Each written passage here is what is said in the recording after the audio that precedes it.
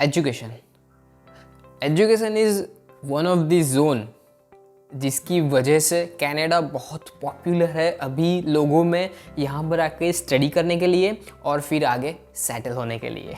So in today's video I am gonna explain you Canadian education system. तो है what's up everyone, I am Deep and welcome you all to my YouTube channel the hope. तो कैसे हो आप लोग? Last week बोला था ना आऊँगा, तो ये वीक हाजिर हूँ और ये वीक मैं आपको बताने वाला हूँ कैनेडियन एजुकेशन सिस्टम। ये टॉपिक बहुत सारे लोगों ने मुझे सजेशन में बताया था कि कैनेडियन एजुकेशन सिस्टम यहाँ पे एग्ज़ाम कैसे होता है, ओवरऑल हमें परसेंटेज कैसे मिलते हैं, जो यहाँ पे वो लोग बोलते हैं जीपीए जो 5 में से होते हैं वो हमें कैसे मिलते हैं। तो आज मैं आपको पूरी एजुकेशन सिस्टम यहाँ की एक्सप्लेन करने वाला हूँ। एक मिनट, वीडियो स्टार्ट करने से पहले अगर ये वीडियो आपको अच्छा लगे तो प्लीज़ मेरी चैनल को सब्सक्राइब कर देना, और अगर आप किसी ऐसे बंदे को जानते हो जिसको ये वीडियो काम आ सकता है तो प्लीज़ उसके साथ ये वीडियो शेयर भी कीजिएगा, ठीक है? चलो वीडियो में चलते हैं। तो बेसिकली यहाँ पे हमारे इंडिया में क्या होता है कि एग्ज़ाम दो और एग्ज़ाम में आप पास हो रहे हो तो पास, फेल हो रहे हो तो फेल। एक एग्ज़ाम भी होता है और एक वाइवा भी होता है, राइट? बट मेन तो हमारा एग्ज़ाम ही रहता है। एग्ज़ाम में निकल गए तो निकल गए, बट यहाँ पे ऐसा नहीं होता है। यहाँ पे हर एक चीज़ को आउट ऑफ 100 में से कुछ पोर्शन दिया जाता है। जैसे कि यहाँ पे एग्ज़ाम को 30% ही मिलता है, देन आगे का 40% मिलता है लैब्स को, बाकी के जो 20 रह गए उसमें से 10 या तो क्विज़ होती है, वर्कशीट होती है, या तो फिर असाइनमेंट्स होते हैं। ऐसे करके हर एक सब्जेक्ट का एक अलग आउटलाइन बनता है कि ये सब्जेक्ट में मार्क्स कैसे काउंट होने वाले हैं, और वो आउटलाइन हमें at the beginning of semester हमें हर एक सब्जेक्ट का मिल जाता है, ताकि स्टूडेंट को पता चल जाएगी ये एग्ज़ाम में लाइक ये सब्जेक्ट में एग्ज़ाम और लैब्स वगैरह के मार्क्स कैसे आने वाले हैं, कैसे काउंट होने वाले हैं, राइट? तो यहाँ पे क्या होता है कि कॉलेज की वेबसाइट पे ना एक हमारा पोर्टल बन जाता है। हमारी कॉलेज में उसको बोलते हैं डीसी कनेक्ट। मैं डरहम में हूँ तो यहाँ पे उसको डीसी कनेक्ट बोलते हैं। दूसरी कोई कॉलेज में उसका दूसरा कोई नाम होगा, पर यही सिस्टम हर एक जगह पे होता है।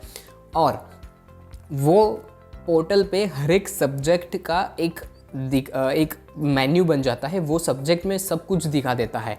लाइक कोई भी अनाउंसमेंट होती है तो उसमें आ जाता है। वहाँ कंटेंट नाम का एक फोल्डर होता है जिसमें सर प्रोफेसर यहाँ के जो भी हमको पढ़ाते हैं उसकी सारी प्रेजेंटेशन यानी सारी पीपीटीज वगैरह, पीडीएफ सब कुछ मिल जाता है, सब कुछ। फिर नेक्स्ट वीक में हमें कौन सी लैब है, वो लैब का जो भी हमारी वर्कशीट होती है लैब्स की, वो सारी उसमें मिल जाती है। तो यहाँ पे मुझे बहुत लोग क्वेश्चन करते हैं कि हमें बुक्स खरीदना पड़ता है क्योंकि यहाँ पे बुक्स बहुत ही महंगे होते हैं। तो नहीं, जो भी प्रोफेसर पीपीटी में से हमको पढ़ाते हैं उसमें से वो ही मटेरियल इनफ होता है एग्ज़ाम को क्लियर करने के लिए। और यहाँ पे सब्जेक्ट्स लाइक बहुत सारे सब्जेक्ट, हर एक सब्जेक्ट में अलग अलग होता है, बट मोस्टली सारे सब्जेक्ट का एग्ज़ाम ओपन बुक रहता है। यस, आप लोग बुक में देख सकते हो। लैब टेस्ट जो भी होता है वो उसमें क्या होता है कि हमें मान लो कि 10 लैब है तो 10 लैब में से कोई एक लैब हमको पूछेंगे कि आप परफॉर्म करो, और वो लैब की जो भी वर्कशीट होती है हम उसमें देख सकते हैं। सिर्फ एक दूसरे से बात नहीं कर सकते हैं पर देख सकते हैं उसमें सारी प्रोसीजर, और उसमें से ही हम वो लैब कर सकते हैं। और जो भी फॉर्मूलाज होते हैं जो एग्ज़ाम में आने वाले होते हैं, एग्जाम्पल में जो भी हमें काम लगेंगे वो भी हमें रट्टा नहीं मारना पड़ता है। हमें एक फार्मूला शीट मिल जाती है, उसमें सारे फार्मूलाज होते हैं, उसमें से फार्मूला देखो एंड एग्जाम्पल सॉल्व करो। तो ये चीज़ होता है। और यहाँ पे जो भी लैब होती है ना, मानो कि ये वीक में मेरा मंडे को लेक्चर है और फिर मेरी लैब है ट्यूसडे को, तो लेक्चर में वो जो भी टॉपिक आता है ना उसी टॉपिक के बेस पे लैब होगी।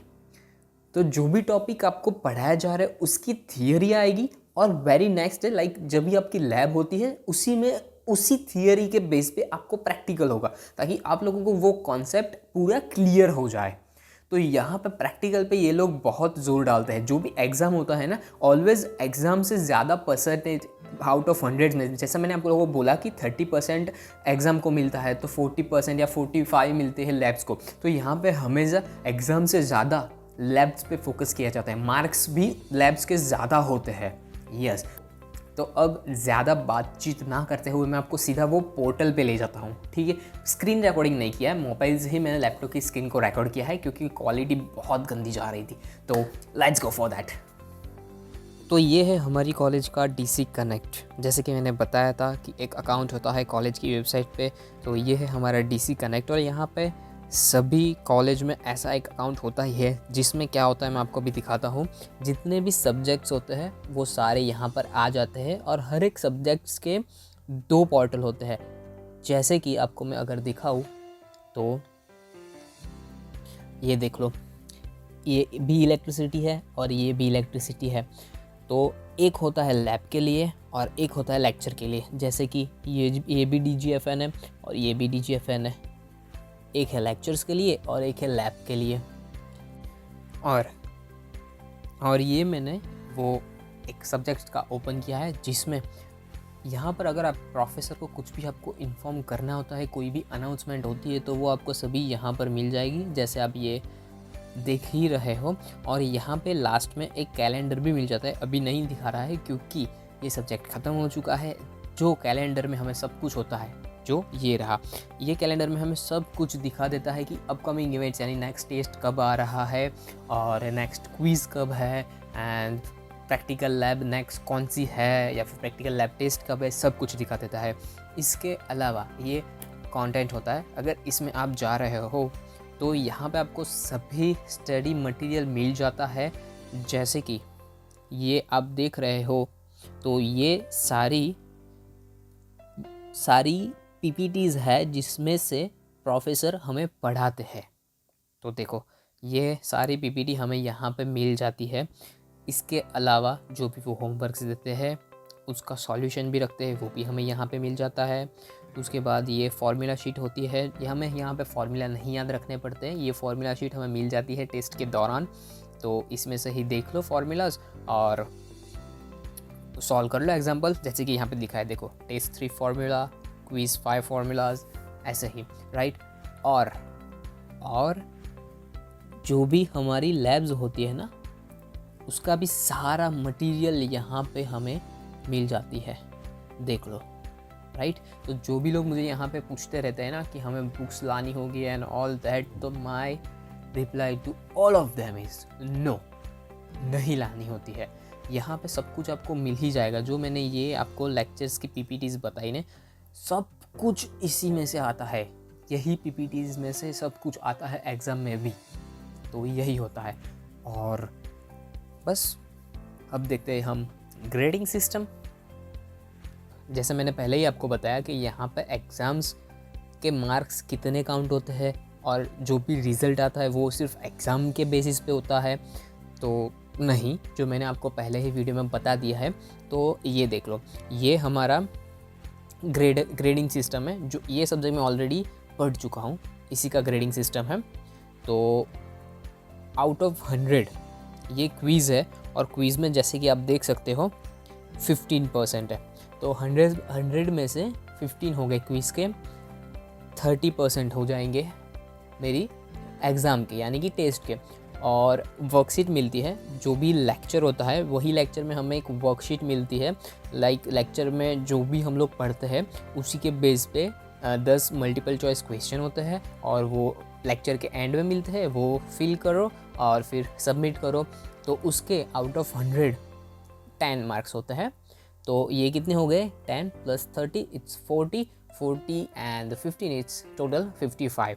तो अब जो रह गए उसमें से 45 जो अभी हमारा रह गया है, उसमें से लैब्स होती है 30% की, और जो लास्ट में हमें एक प्रैक्टिकल लैब टेस्ट होता है जो कि आउट ऑफ 15 है।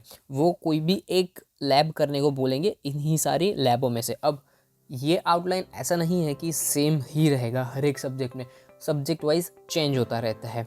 वो आउटलाइन हमें सेमेस्टर के स्टार्ट होते ही मिल जाता है कि हर सब्जेक्ट में ग्रेड्स कैसे काउंट होने वाले हैं, ठीक है।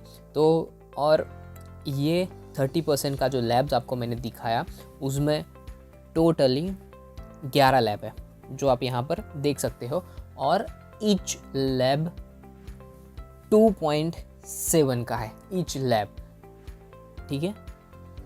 तो टोटल मिलाते जाओ और हो जाएंगे आपके 30, राइट।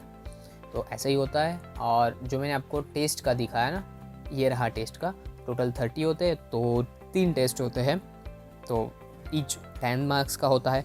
अब कोई सब्जेक्ट ऐसा भी होता है जिसमें ये 10 के 3 टेस्ट के जगह पे होते हैं 2 ही टेस्ट, और वो हो जाते हैं 15-15 के, तो ये भी पॉसिबल है। तो ऐसे होता है यहाँ का ग्रेडिंग सिस्टम। अब यहाँ पे पास होना है तो हमें 100 में से 50 प्लस लाना पड़ेगा, 50 या फिर 50 प्लस लाना पड़ता है, ठीक है। तो जैसे कि आप देख रहे हो कि ये सिर्फ एग्ज़ाम में अगर आप मेहनत कर लोगे तो पास हो जाओगे, ऐसा नहीं होगा, क्योंकि एग्ज़ाम के मार्क्स कितने होंगे 30। अब 30 में से 30 तो आएंगे नहीं आपके, राइट।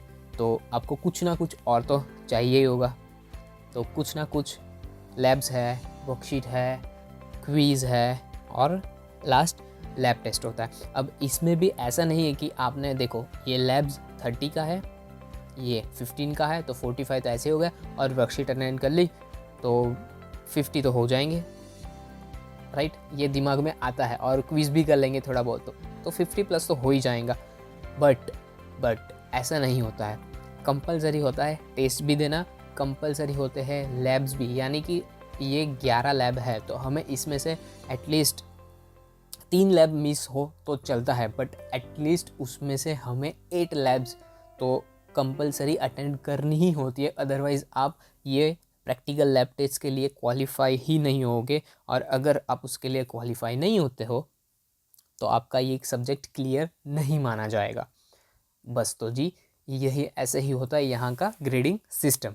मुझे लगता है आपको यहाँ का एजुकेशन सिस्टम कैसे चलता है समझ में आ गया होगा, राइट। बाकी हमारे क्लासरूम लैब्स वगैरह वो तो मैंने पहले वीडियो में कवर कर ही चुके हैं, तो आप उसमें जाके देख सकते हो। बाकी आज के वीडियो के लिए बस इतना ही रखता है। नेक्स्ट टॉपिक आपको क्या जानना है मुझे मैसेज कर देना, तो मिलते हैं अगले वीडियो में। टिल देन क्या जय श्री कृष्ण। वीडियो यहाँ तक देख लिया है तो लाइक ज़रूर कर देना और सब्सक्राइब भी ज़रूर कर देना, और अच्छा लगा ये तो दूसरों के साथ शेयर भी कर दो, ठीक है। थैंक यू, मिलते हैं अगले वीडियो में। टिल देन जय श्री कृष्ण।